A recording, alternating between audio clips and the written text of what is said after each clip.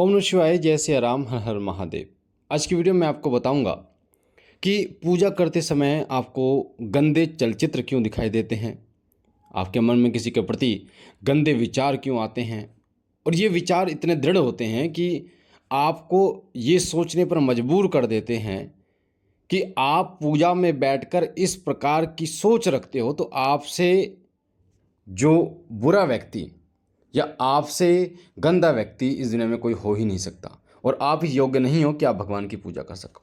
और वो व्यक्ति खुद को हीन समझना शुरू कर देता है, वो व्यक्ति खुद को अयोग्य समझना शुरू कर देता है कि अब वो पूजा करता ही नहीं है। क्यों नहीं करता है? क्योंकि जब वो पूजा करने बैठता है कई बार उसको ऐसा लगता है कि जैसे संभोग के दृश्य उसे दिखाई दे रहे हैं। अब भक्ति में पवित्रता रखते हुए पूजा करनी चाहिए, पर उसका मन मलिन उसको दिखाई देता है, फिर वो पूजा करना छोड़ देता है और फिर उसको परेशानियां जैसी चल रही थी उससे ज़्यादा होनी शुरू हो जाती हैं। तो आखिर ऐसा क्यों होता है?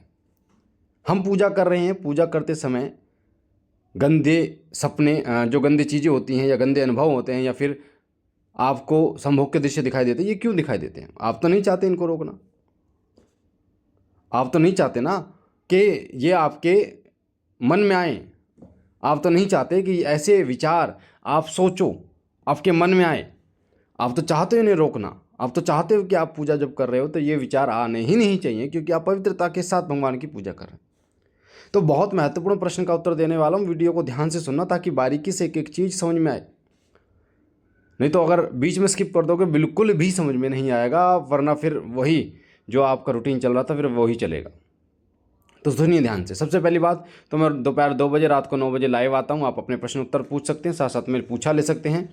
और साथ साथ में महीने में 2 बार दरबार लगता है, दिव्य दरबार बाबा भोलेनाथ का, माँ काली का, और हवन होता है मेहंदीपुर बालाजी में।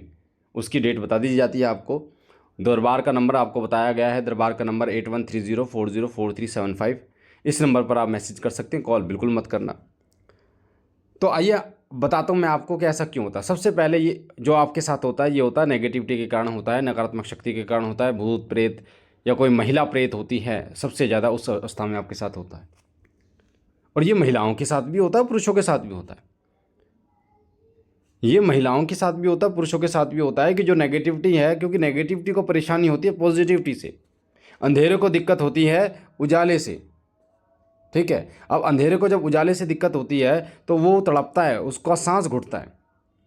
जब आप पूजा करने बैठते हैं तो आपके शरीर के अंदर जो नेगेटिविटी बैठी हुई है वो कोशिश करती है कि आपको पूजा से हटा दिया जाए। कई बार आपको शारीरिक ऐसे अनुभव भी होते हैं कि आपके शारीरिक कोई अंग जो है उसमें दर्द हो रहा है, परेशान हो रहा है, आपका मन जो है अलग भटक रहा है, आपका ध्यान भटक रहा है। पर जब वो नेगेटिविटी इस कार्य में सफल नहीं होती तब वो आपके मन में ऐसे गंदे विचार डालना शुरू करती है, जिससे कि आप अपने आप को हीन समझना शुरू कर देते हैं। आपको ऐसा लगता है कि मैं भगवान के योग्य नहीं हूँ, मुझे पूजा नहीं करनी चाहिए क्योंकि मैं अपवित्र हो चुका हूँ। तो ऐसी अवस्था में क्या करना चाहिए, ये बहुत महत्वपूर्ण है, बहुत ज़रूरी है। तो मैं आपको बता दूं, ये कार्य आप स्वयं नहीं करते हैं। और कई बार जब आप उन चीज़ों को पकड़ने की कोशिश करते हैं, पकड़ के हटाने की कोशिश करते हैं कि जो भी गंदे विचार आते हैं उनको आप हटाएं, तो आप करना क्या है ये बहुत इंपॉर्टेंट है। तो मैं आपको वो बता देता हूँ। ऐसी अवस्था में क्या आपको करना चाहिए। सबसे पहले तो एक विधि आपको करनी शुरू करनी चाहिए, लौंग और कपूर विधि, जो हमने बता रखी है। दोनों हाथों में 2 लौंग लेकर, एक हाथ में 2 लौंग, दूसरे हाथ में 2 लौंग और एक एक कपूर की टिक्की लेकर, जिस मंत्र का सबसे ज़्यादा आपने जप किया है, या फिर हनुमान चालीसा का पाठ 11 बार या 21 बार, या जिस मंत्र का सबसे ज़्यादा जप किया उसको कम से कम 20 मिनट या आधा घंटा आपको जप कर उसको जला देना चाहिए। पहला कार्य ये करना आपको चाहिए। दूसरा, खुद को हीन समझने की आवश्यकता नहीं है। खुद को इस योग्य समझना है कि आप पूजा कर सकते हो। ठीक है, आपको पूजा में जितना हो सके उतना सम्मिलित होना है। और आपके मन में विचार आते हैं जो नकारात्मक विचार, उनको आपको पकड़ना नहीं है। अगर आप पकड़ोगे तो वो और ज़्यादा परेशान करेंगे।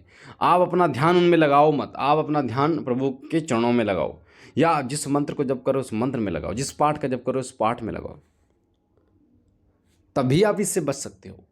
और ये चीज़ें अधिकतर किन के साथ होती हैं? जिसके अंदर नेगेटिविटी, नकारात्मक शक्ति होती है। हालांकि ये एक अलग मुद्दा है, एक अलग चीज़ है कि जो लोग फ़ोन में या गंदी चीज़ें देखते हैं, पढ़ते हैं, सुनते हैं, उनके विचार में इस तरीके की मलिनता आ जाती है, तब भी उनके साथ होता है। तो ये एक कॉमन चीज़ है कि अगर आपके विचार मलिन होंगे तो दिक्कत होगी आपको। पर अधिकतर जिसके अंदर नकारात्मक शक्ति है उसके साथ ये होता है, और उसको मैंने आपको बता दिया क्या आपको करना है। आपको लौंग और कपूर विधि कम से कम 21 दिन करनी है, सुबह और शाम। एक बार मैं आपको बता रहा हूँ, सुबह और शाम अगर आप करेंगे, एक दिन में आपको रिजल्ट मिलेगा, बहुत गजब का रिजल्ट मिलेगा। आपको खुद रिलीफ होगा कि आपका शरीर हल्का हो गया है, आपके विचारों में जो है नियंत्रण आ गया है, आप अपने विचारों को कंट्रोल कर पाते हैं, खुद को कंट्रोल कर पाते हैं। पूजा में आपका मन लगना शुरू हो जाएगा, ध्यान लगा, एकाग्रता आपकी लगनी शुरू हो जाएगी अगर आप ये विधि करेंगे तो ये काम करना स्टार्ट कीजिए। मुझे आशा है जानकारी आपको पसंद आई होगी। पहली बार चैनल पे तो चैनल को लाइक कीजिए, शेयर कीजिए, सब्सक्राइब कीजिए। बाबा भोलेनाथ आप पर कृपा करें, आपके घर परिवार पर कृपा करें, सदैव आपकी झोली भरते रहें। हम मिलते हैं एक नई जानकारी के साथ, तब तक के लिए ओम नमः शिवाय, ओम नमः शिवाय, ओम नमः शिवाय।